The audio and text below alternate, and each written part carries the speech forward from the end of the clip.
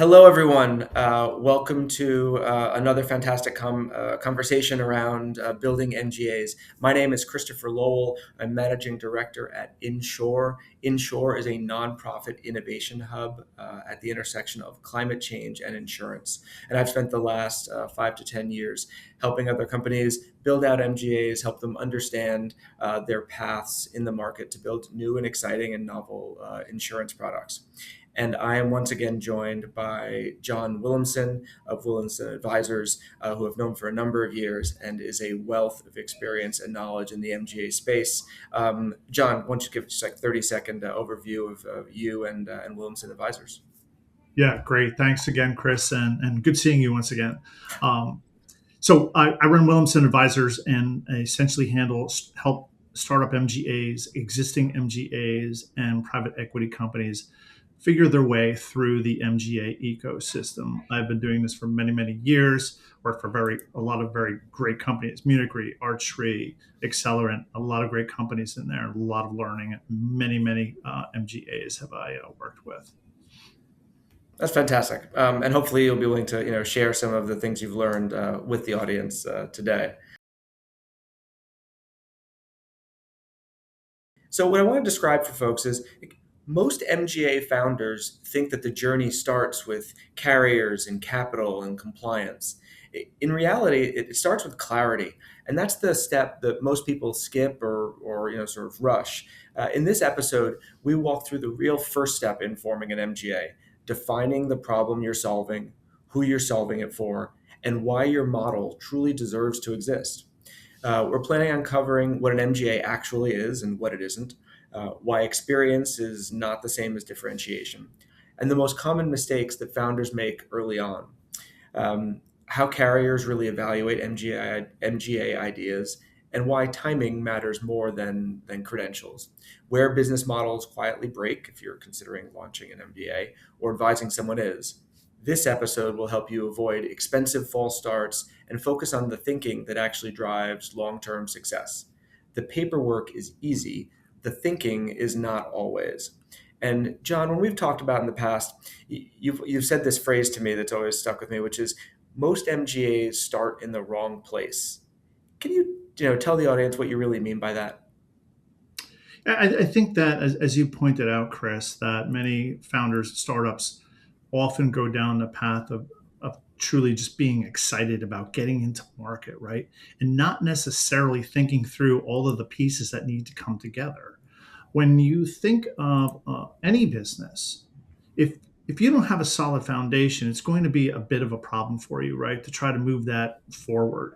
I find that if you think about it, carriers aren't looking for an MGA for the sake of finding another MGA. What they are looking for is really a better risk outcome, better distribution efficiency, or better economics, whatever it might be. That's what they're looking for. They don't need another MGA.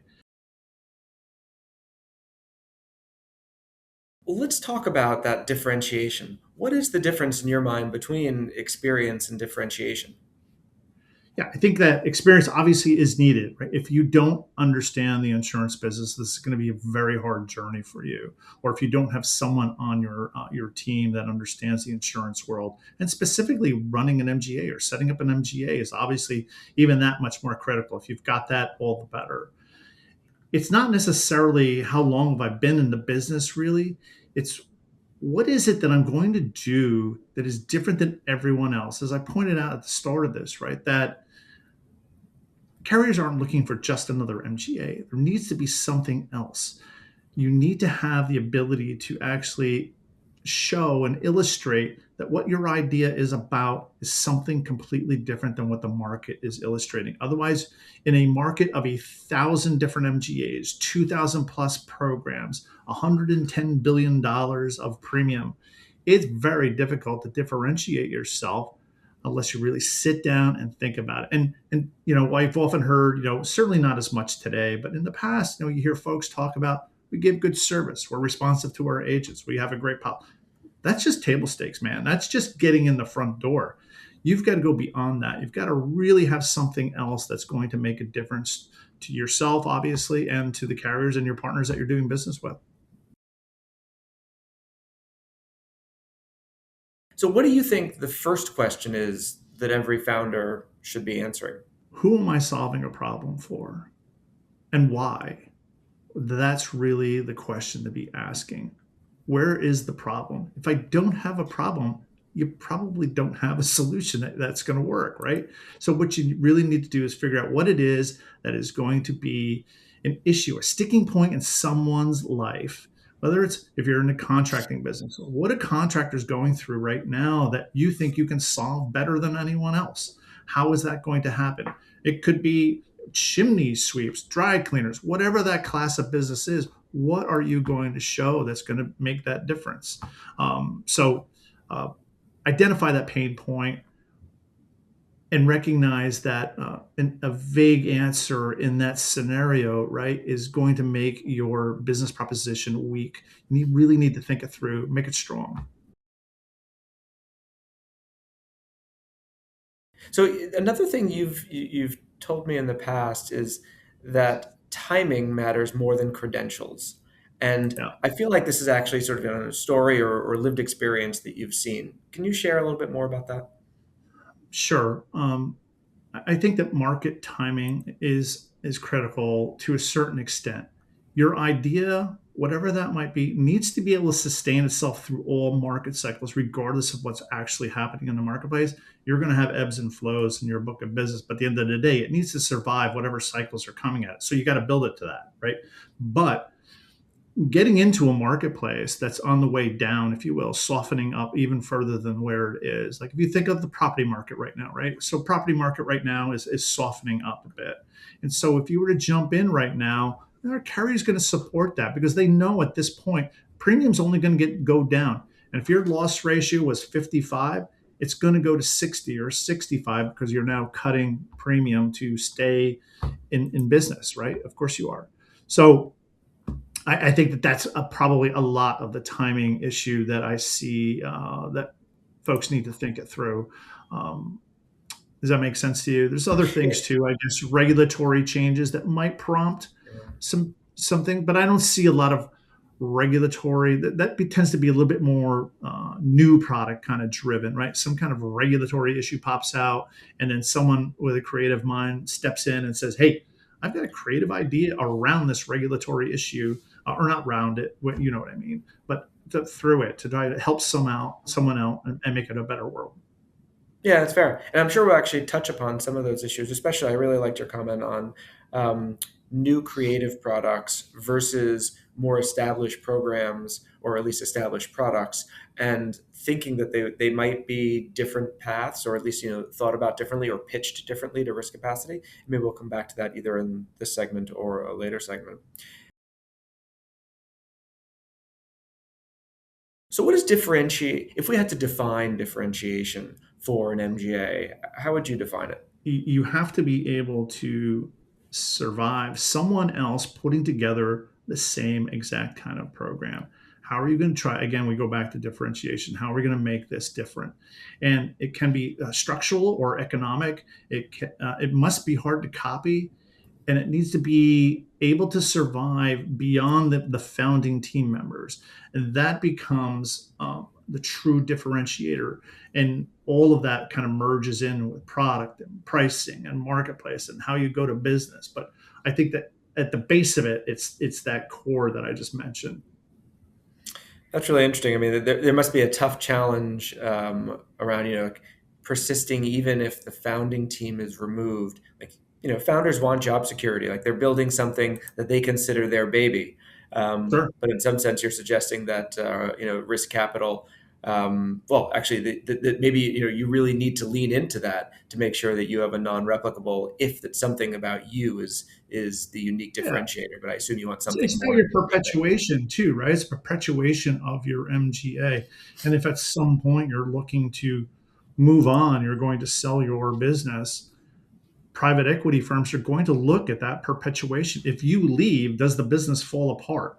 That's not going to work well for anybody, which is why often, right, you have a 3-year earnout on any of these kind of private equity opportunities, or maybe sometimes a little bit longer. So that's part of the reasons why they do that, is to make sure that you don't, if you leave, that everything is still okay.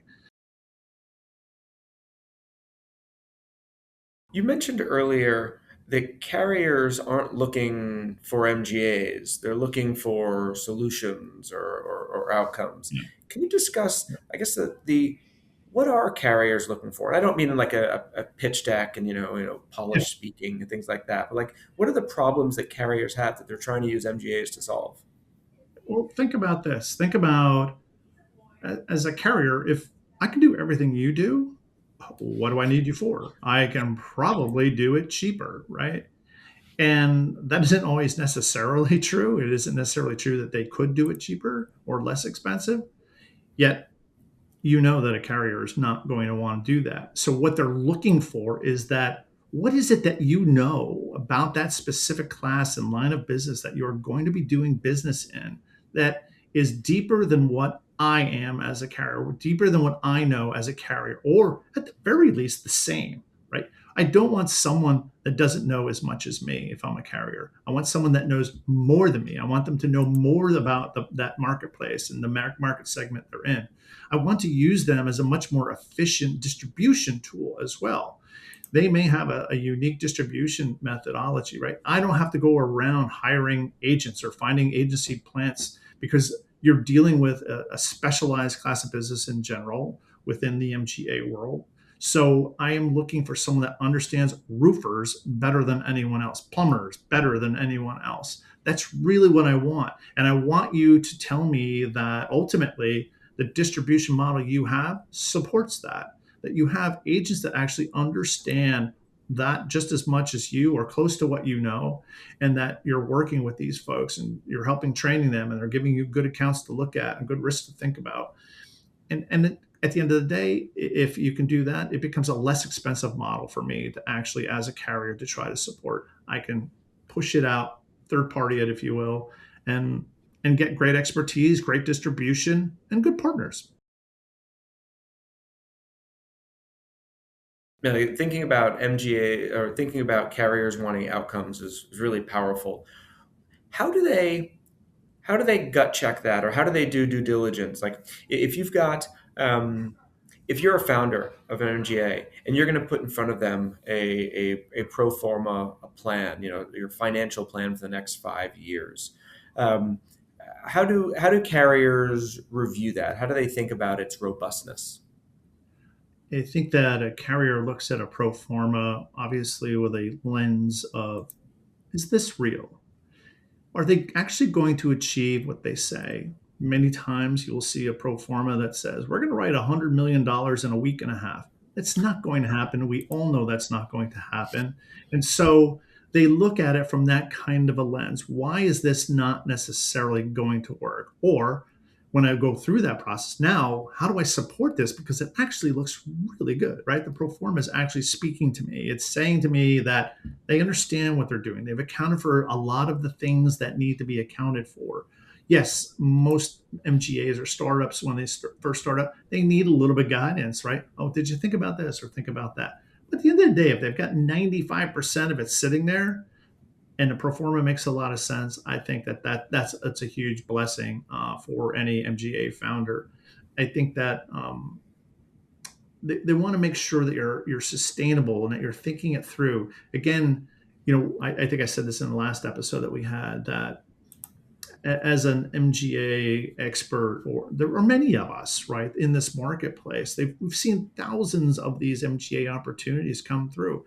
It is not easy. It's easy for us to identify shortfalls, in any MGA's business plan because of all that experience that we have in this marketplace. And it's helpful, right? And that's what I do. I try to help people through that kind of a process as best as I possibly can.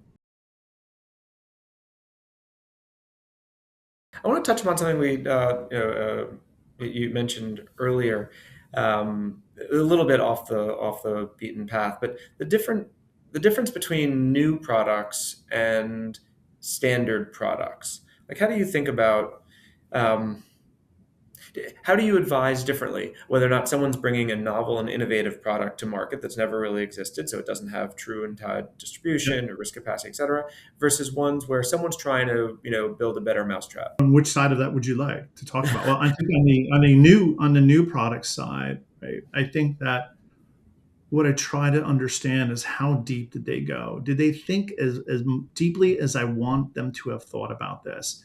What resources are they utilizing to try to back up the thesis that this is going to work? If it's a brand new product, sometimes, funny enough, that can be somewhat easier to actually get done in the marketplace, even though it's not proven. Why is that? It's because somebody at the carrier side, right, is saying, this could be a very interesting product going forward. I think we should take a shot at this. And I think the carriers have a tendency to like those a little bit better, actually, than some of the just startups that come walking out the door. A startup for a contractors program with no data. Maybe I'd be more inclined as a carrier to actually look at a really unique product by a good team, of course, that really thought it out. I might actually go in that direction. Why? Because I've got plenty of guys that can do the contractor side of this, right? But this is a brand new product that I think we should take a swing at. And then again, on the building the better mousetrap on existing programs, I would say that, again, what is it that you've actually done that says this is going to be the better mousetrap? And how do I test that? Again, with the experience that many of us have in this marketplace, we can ask a lot of probing questions and then not necessarily trip anyone up, but to actually find out, is there something in this business plan that needs reinforcement? Is there something else that needs to be done here? And do you have that capability to actually bring that forward? Yeah, and I wonder if different entrepreneurs and innovators, or people who want to build their own MGAs, should realize what their own skill set is and figure out, Yes. which they're best suited to, right? Sort of creative, new and Yep. novel products, Yep. or doing something, meaningfully, or even actually, honestly, even just incrementally better in the Sure. marketplace. This has been a great and sort of wide-ranging conversation. So, if we had a call to action of, like, if you wanted to give real advice to MGAs and founders as sort of a summary of this conversation, what would you say? Be hard on yourself. Just take a step back and really think through what it is that you're trying to do, and then test that with others in your community, right? Whoever you might know, ask them, if you're able to do this, right? With some folks that, I think, sit down, write a one-page MGA concept, and then have someone just poke holes at it. What are you missing? And then pressure test your differentiation in this marketplace that you're trying to go after. What is that really about? And really just be brutally honest with yourself. I hate watching people just come into the marketplace and basically burn cash. It's disturbing, right, to see some people go through that. They're a little bit too blind when they come into the marketplace. And I'd prefer that people just be honest with yourself. And it doesn't mean that whatever it is you're thinking is wrong. What it really means is that maybe you need someone else to help you. Maybe you need another partner. If you're a good underwriter, maybe you need a tech person or an actuary or an IT person, whatever that might be. Blend all of those talents together, try to bring it together and support each other somehow, and then take that idea and grow it that much more. I think that ultimately, if you can just pressure test what it is you're trying to achieve, you'll get there. And then talk to folks like me. That'll give you a little bit of time, and yourself, obviously, as well, Chris. That's fantastic. I love it. Yeah, I think getting more opinions and having people, try and shoot holes in things is always a great way to make your product stronger. Yeah. John, this has been a fantastic conversation as always. I think the insights you've shared will be hugely valuable to both potential MGA founders and current MGA founders building their businesses. There are many more things that we could talk about both on this call and the future, and I hope we get a chance to do so on another episode. Same here. Thank you, Chris. Thanks, John.